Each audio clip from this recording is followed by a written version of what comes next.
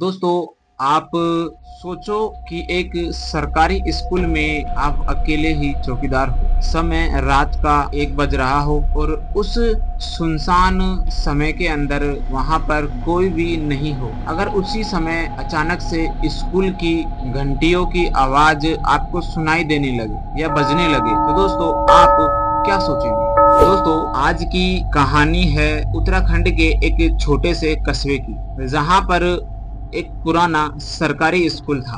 दिन में वहाँ बच्चों की चहल पहल, टीचरों की आवाज और पढ़ाई का माहौल होता था। लेकिन जैसे ही सूरज ढलता, वहाँ का माहौल बदल जाता था। वहाँ के गांव वाले बताते थे कि इस स्कूल में अजीबो आवाज आती थी। कभी कदमों की आहट, तो कभी बच्चों की हंसी की आवाजें, तो कभी स्कूल की घंटी बजने की आवाजें वहां पर अक्सर लोगों को सुनाई देती थी। लेकिन किसी ने वहां रात बिताने की हिम्मत नहीं की, सिवाय एक आदमी रमेश के, जो उस स्कूल का चौकीदार था। तो दोस्तों, इससे पहले कि मैं कहानी आगे कंटिन्यू करूं और कहानी में हम सब धीरे धीरे करके खो जाए, आप सभी से एक छोटा सा रिक्वेस्ट है।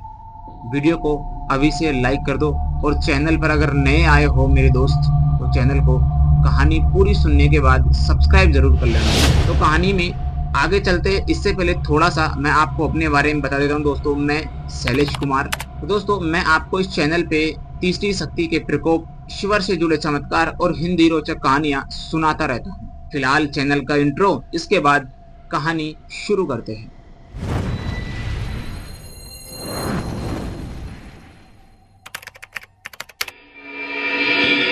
दोस्तों, एक दिन की बात है कि ये जो टाइम था, सर्दियों का टाइम था। रात में कड़ाके की ठंड पड़ रही थी दोस्त, पूछो मत कि जैसे एकदम बिल्कुल दिसंबर जनवरी वाला जो माहौल होता है दोस्तों। कड़ाके की ठंड और रात के करीबन 12 से 1 बजे का टाइम हो रहा था। जो उस स्कूल का चौकीदार था रमेश, वो अपने जो गार्ड रूम होता है उसके अंदर बैठा था। और जो सिगरी होती है जिसपे आग रख के अपन तापते हैं रात भर, तो चाय पी रहा था और बैठा बैठा तप रहा था दोस्त।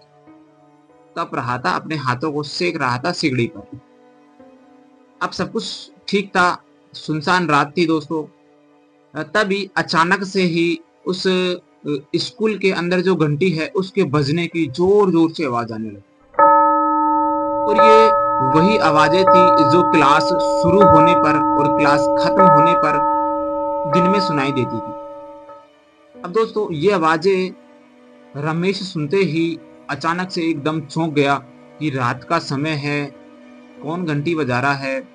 उसने सोचा कि कोई बच्चा शायद रात में स्कूल रह गया हो, या कोई शरारत करने के लिए रात में दोस्त लड़के स्कूल में पहुंच गए होंगे। तो दोस्तों, वह अपने रूम से कम्बल उठाता है, एक टॉर्च उठाता है और कम्बल को ऐसे लपेटी मार के सर्दियों के टाइम में, और टॉर्च लेकर स्कूल की तरफ, स्कूल के जो गेट है उधर की साइड में निकल पड़ता है दोस्तों। अब दोस्तों, जैसे ही रमेश उस स्कूल के गेट के पास में जो घंटी थी, उस घंटी के पास में पहुंचा, तो सब कुछ शांत, और उस घंटी के पास में कोई नहीं था दोस्तों।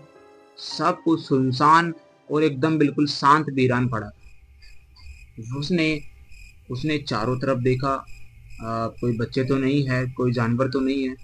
ये सारा सब कुछ उसने देखा, लेकिन उसे कोई भी नहीं नजर दिखाई दिया, कोई भी नजर नहीं आया। वह वापस अपने रूम में आया और कुछ देर सोचने लगा कि इस समय तो सब सो रहे हैं, रात का समय है, कौन घंटी बजा रहा होगा, कौन था, कौन नहीं था। उसने बाद थोड़ी देर सोचा और उसने इस बात को इग्नोर कर दिया। सोचा कि हवाएं चल रही होगी, हवा की वजह से घंटी बजने लगी होगी। ये सोचकर उसने इस बात को इग्नोर कर दिया दोस्त। अब जो होने वाला था वो इससे भी भयानक होने वाला था। उस रात रात बीती और सुबह हुआ दोस्त। फिर अगली रात वही हुआ जो अभी थोड़ी देर पहले मैंने आपको बताया था। फिर से दोस्तों वही 12 से 1 बजे का टाइम था। अचानक से वो तेज तेज हवाएं चली और घंटियां फिर से बजने लगी दोस्तों। स्कूल की घंटियां फिर से बजने लगी। की बार रमेश ने सोचा कि इस बार तो हवा भी बंद चलकर बंद हो गई है, सुनसान रात है, कौन घंटी बजा रहा है। इन दोस्तों, रमेश के दिल में इस बात को लेकर डर का बीज बैठ चुका था।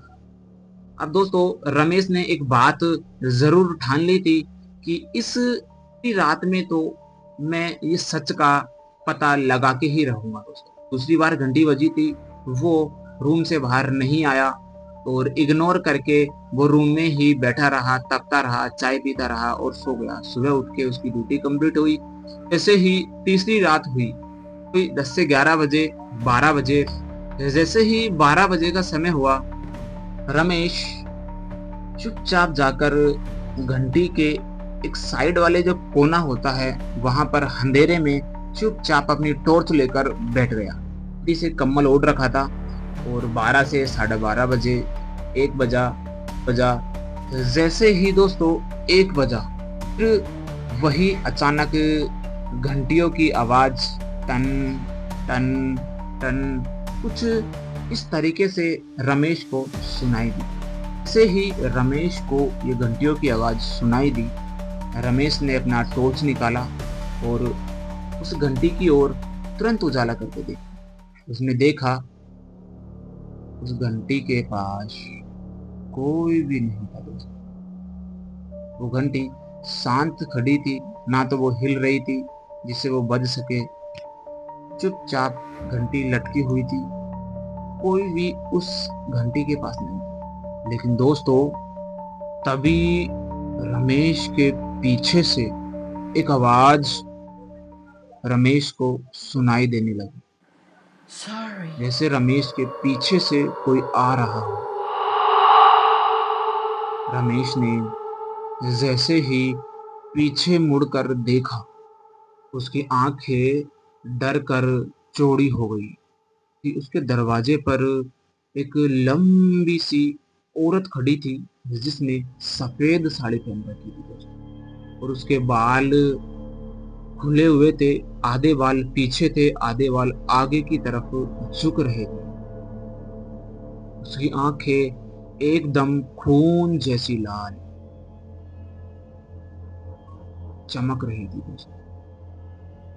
जैसे ही ये नजारा, ये सीन रमेश ने देखा, रमेश हक बक हो गया और अपने पैरों से धीरे धीरे पीछे खिसकने लगा। वो धीरे धीरे रमेश की ओर बढ़ रही थी। जैसे जैसे पैरों की आवाज के साथ पायल की आवाज आ रही थी, रमेश पीछे खिसक रहा था, वह आगे बढ़ रही थी। रात के करीबन 1 सवा 1 बजे का ये समय था। लेकिन दोस्तों, उन समय से अजीब बात तो ये थी कि रमेश ने जैसे ही उसके पैरों की तरफ देखा तो उसके पैर जमीन से, यानी कि हवा में उनके पैर थे, हवा में ही वो चल रही थी। दोस्तों, रमेश पीछे हटते हटते घंटी का जो पोल है, जो घंटी जिस दीवार पर टक रही थी, उस दीवार पे जाके सट गया, यानी कि टकरा गया। अर्थात उसके पास अब पीछे खिसकने के लिए बिल्कुल भी जगह नहीं बची थी। वह एक दीवार के पास में जाके चिपक गया। वो जो औरत थी दोस्तों, धीरे धीरे करके रमेश के जस्ट सामने ही आके खड़ी हो गई। दोस्तों, उस औरत के चेहरे पर एक अजीब सी स्माइल थी, जैसा कि वह रमेश को पहले से ही जानती हो। और वह औरत रमेश को फुसफुसाकर बोली, तुम्हें पता है, मैं भी यहीं पर पढ़ती थी, लेकिन मास्टर जी ने। बस दोस्तों, उसने इतना कहा और उसकी आवाज, उसकी बात अधूरी रह गई और अचानक ही वो औरत रमेश के ऊपर झपटी। रमेश को लगा कि जैसे किसी ने उसकी गर्दन दबा दी हो और उसकी सांस रुकने लगी।